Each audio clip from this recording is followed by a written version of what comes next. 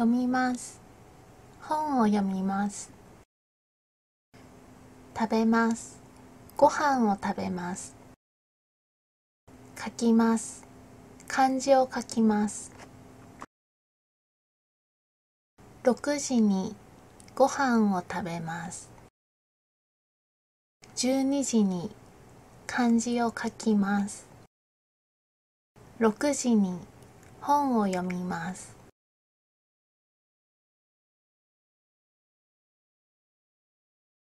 今日は6時にご飯を食べました。今日は12時に漢字を書きました。今日は6時に本を読みました。ました、ます、ました、ます。6時にご飯を食べます。6時にご飯を食べました。12時に漢字を書きます。12時に漢字を書きました。6時に本を読みます。6時に本を読みました。スキーをします。スキーをしました。あさって、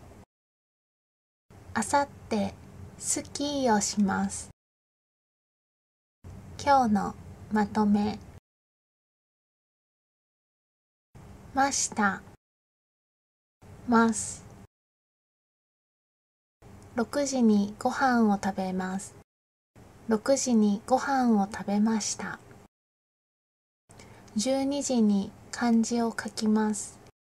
12時に漢字を書きました。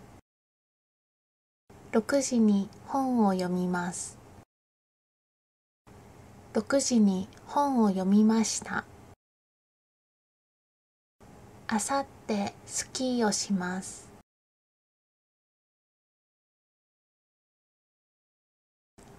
スキーを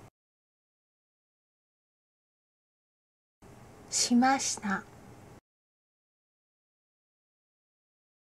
しました。ます。今日はここまで。またね。